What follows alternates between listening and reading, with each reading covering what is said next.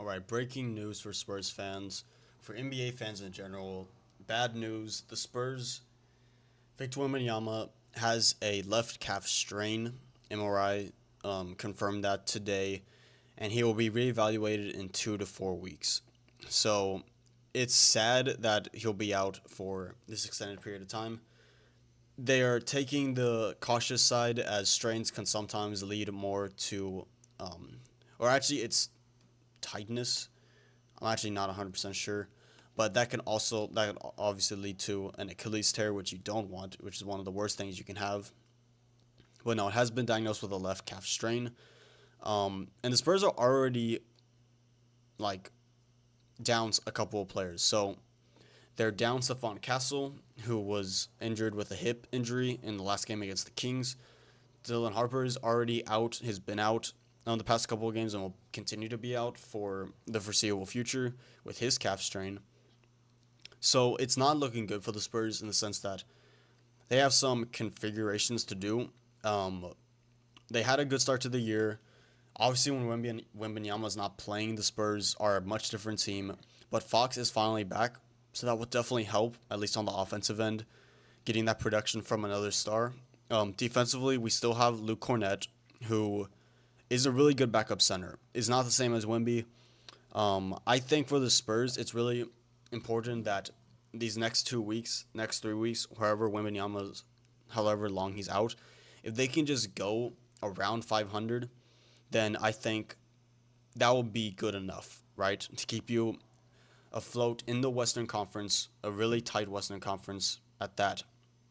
We'll go to the Spurs scheduling these next couple of games, and being the fact that Wembanyama will be out 2 weeks at least, that we evaluate after that. We'll see what games they'll. I think he'll miss like 7 games if that. Let's go over what this team will look like because again, last game against the Kings yesterday, they played pretty well, but again, it's the Kings, so take that with what you will. They played with Castle in that game. Again, Castle will be out now. Castle was actually out for the half in that game. So I would assume the starting lineup will look Fox at the 1, Vassell, Barnes, and Cornett will still start like they did last game. But with Castle being out, I assume Champagny will get that starting nod. They'll move Vassell up to the 2, Champagny at the 3, Barnes at the 4.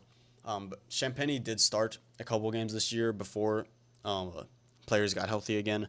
So I assume Champagny will be the first one back into the starting lineup.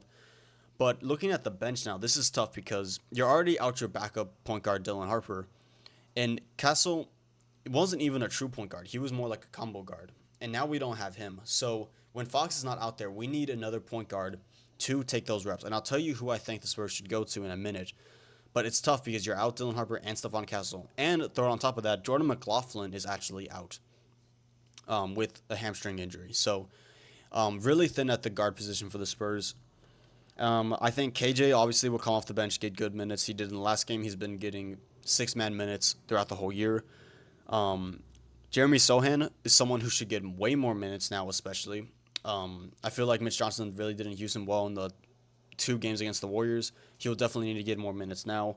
Olynyk will be your backup 5, which is a good backup 5 to have. Not really a shot blocker, not really a someone who can stand in the paint and deter people from going in there, but good on the offensive end, good passer, good 3-point shooter. So he'll be out there as your backup 5. I believe since Champagny's going to have to be in the starting lineup, you'll need another wing out there. I think Carter Bryant will get those minutes. We saw him get some minutes in the game last night against the Kings.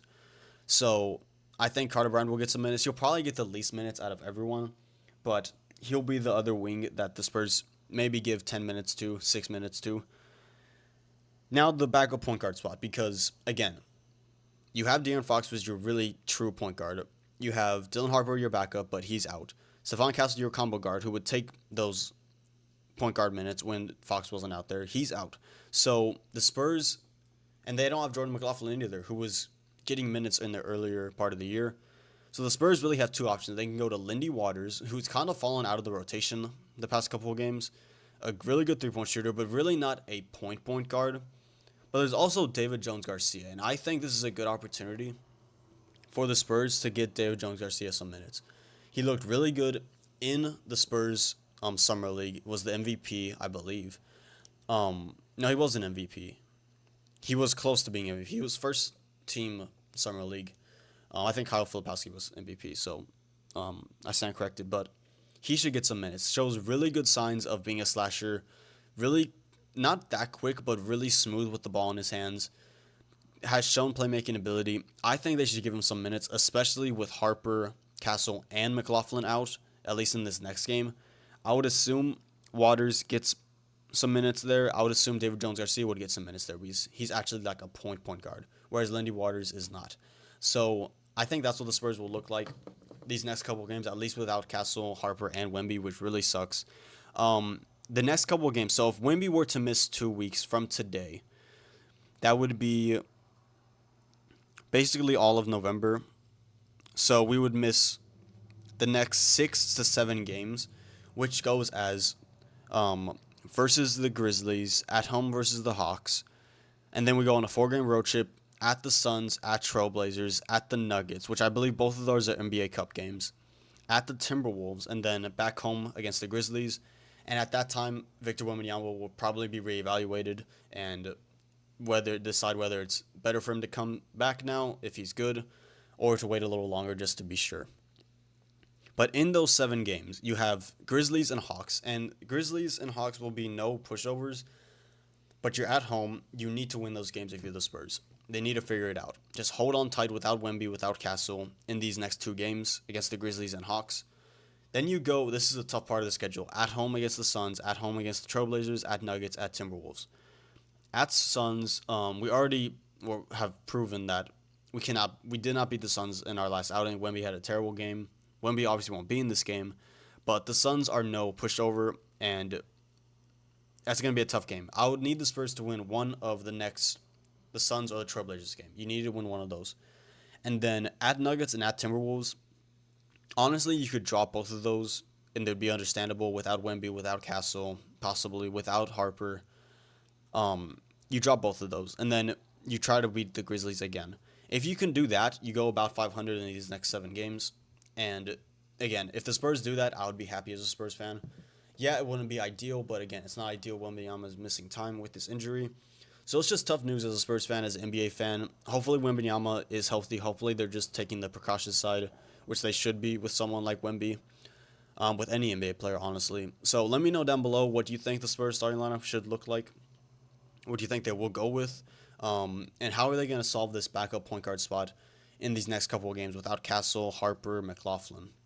Let me know any thoughts you have in the comment section. I'd love to hear from you guys.